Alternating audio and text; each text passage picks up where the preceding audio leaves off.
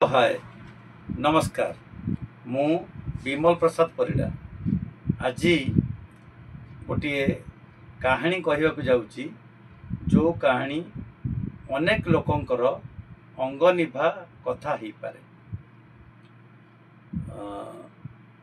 सहरर अनति दूर रे गोटे गाँ पाख दे कलकल नाद करी बही जाऊँगी छोटिया गोटे नई एवं नई कूल गोटे सुंदर बगीचाटी फूल फल गछरे भरा। बगीचारे मालीटे थाए। मालीटी फूल आ फल गछर बहुत जत्न निए एवं तार जत्न रे से बगीचाटी अति आकर्षणीय होता है। जीवासिया बाटर जाउथिबा लोकटी अटकी जाई बगीचार सौंदर्य उपभोग करिबारे लागि पड़े।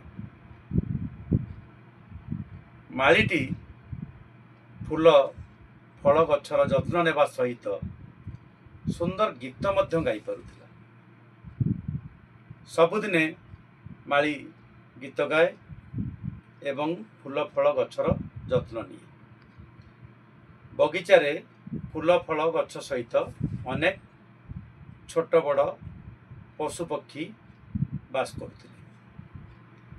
दिने हठात गोटे बहुत सुंदर गीत गाउथिबा पक्षीटी आसी बगीचारे पहुँचला। माली तो गीत गाए। माली पक्षीटीर गीत शुणिकी भारी खुशी होता है। पक्षी भी मालीर गीत को शुणी बहुत खुशी हुए। क्रमे उभयंक मध्यरे एक निबिड़ संपर्क स्थापित हुए। माली पक्षीटी को न देखिले दंडे रही पारे ना, पक्षी भी माली को न देखिले दंडे रही पारे ना। माली गीत गाए, पक्षी शुणे, पक्षी गीत गाए, माली शुणे। हठात समय चक्र रे परिस्थिति बदली गला। दिने गोटे दुष्ट पक्षी बगीचार आसी पहुँचला। से पक्षीटीर गीत शुणी ताकू सांगरे नहीं जावाई चाहिला एवं ताकू नाना प्रकार प्रलोभन देखाई ताकू ता साथी रे उड़े नहीं चलीगला।